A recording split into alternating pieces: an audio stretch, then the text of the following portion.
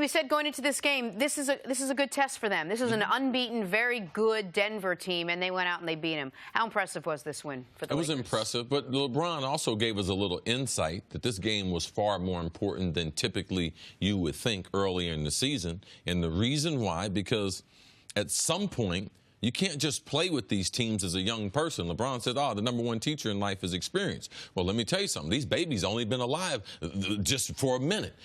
I mean, so LeBron, they're not going to have that teacher. So their best teacher is them winning. It's not them losing. They've already lost enough in a short career. In the last 5 years, let's not forget, there has been no team that has lost more basketball games, winning percentage, than the Los Angeles Lakers. Which is crazy. The most storied franchise. Like, these kids have come into the league from winning programs and have lost. So now with LeBron, it's important to be close, but it's more important that you win some of these teams against some of these teams that you think eventually they're going to be in the playoffs. Denver didn't make the playoffs last year, but you can bet a whole bunch of money they're going to be in the playoffs this year, especially. Forget about being the top 10 defensively. If they're one of the top 15 teams in the NBA defensively, the Denver Nuggets are going to have an amazing season. This was an outstanding win, an important win, and a win that midway through the fourth quarter did not look like the Lakers were going to get. No. And I want to give Luke Walton a ton of credit because he did something.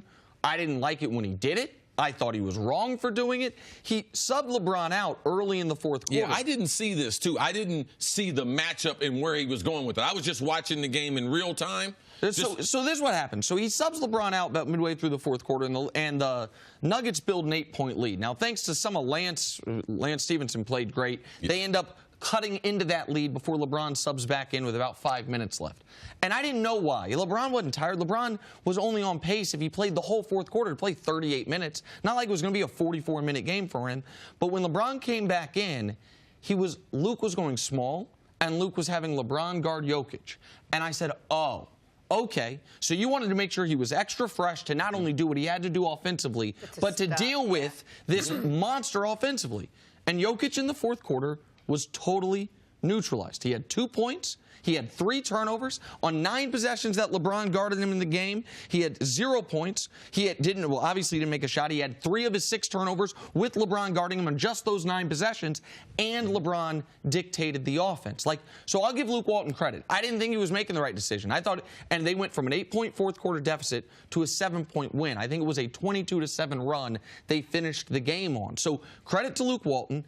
And here is the thing for the Lakers. Do they have enough shooting? What's the offense going to look like?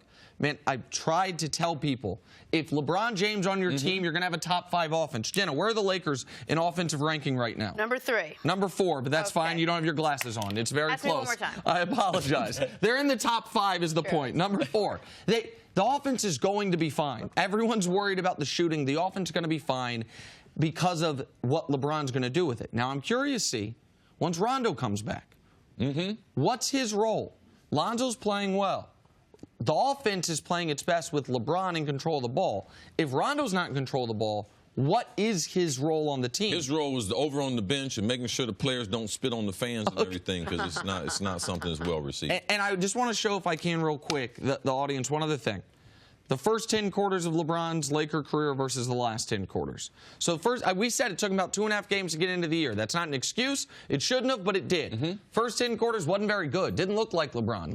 44% from the field, 17-10 assist to turnover ratio. Look at what's happened since halftime of the Spurs game. Mixed in there is the game-tying 3 and the game-losing free throws, I know. But look at that. A 29-4 assist to turnover ratio, back above 50% shooting. He's back. He is now the LeBron James we've known for the last 15 years. The Lakers have looked like it the last 3 games. Could have beat the Spurs, dominated the Suns, and a great comeback win over the Nuggets. To me, for Minnesota, this is a no-brainer. It would be Eric Gordon plus contract filler. My guess is Nene Hilario. My guess is the offer was Eric Gordon plus Nene, along with 4 first-round picks. That's the most you can offer. Because you're only allowed, according to the Stepien rule, which, don't worry about it, but it's just you can only trade picks every other year, and you can only trade picks up to 7 years out. So this is the maximum offer.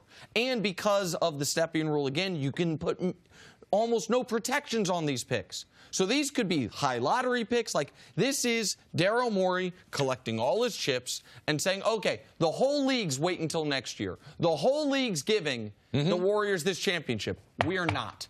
We want to get better right now. And he's also saying in that we want to get better right now, but I believe in the people that we have. I believe in my culture. For the next 3 or 4 years, we're going to be pretty good. These aren't going to be top picks. That's why I'm not concerned about them being restricted or not. Sure, but the other thing is Jimmy Butler is only under contract for this year. So he's also saying we believe we can re-sign him.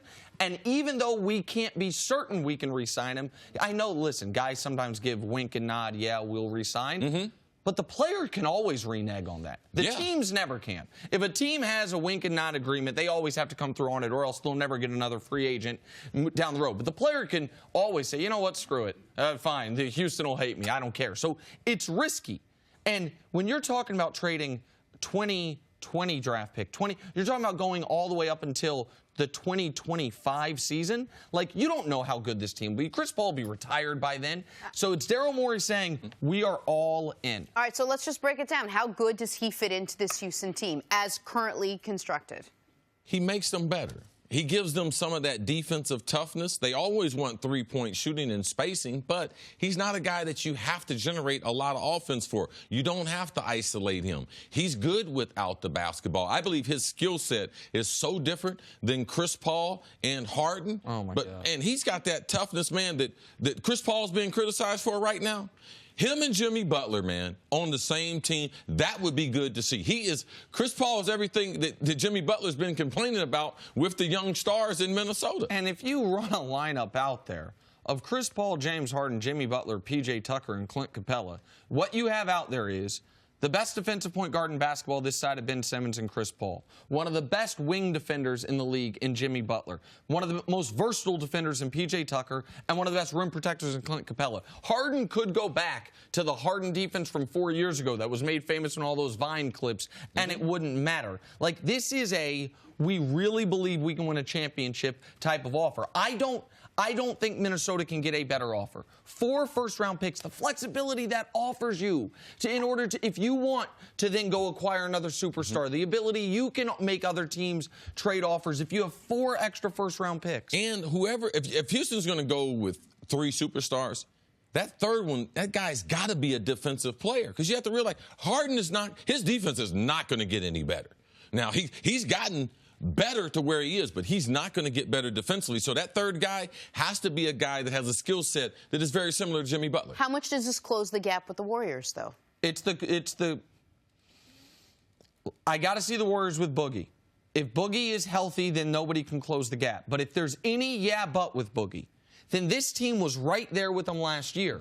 And if you upgrade Eric Gordon to Jimmy Butler, Eric Gordon, who's an offense-only player, that can create some problems. It can create some real problems. And Jimmy Butler, by the way, had all the drama this offseason. See, he came into the year, best player on the team, 25, 5, and 4 a night. Like, he's shown up to play each and every night, playing the best, again, very small sample size, best basketball of his career. I don't know how Minnesota turns this down. 4 first-round picks. The Rockets might be regretting this 5 years from now, but they won't care if they're shining the championship ring. I think it's a bold move by Daryl. Thanks for watching. Subscribe here to get the latest from the show. Also, be sure to check out more of the best clips from First Things First, or go watch a few segments from our other shows on FS1.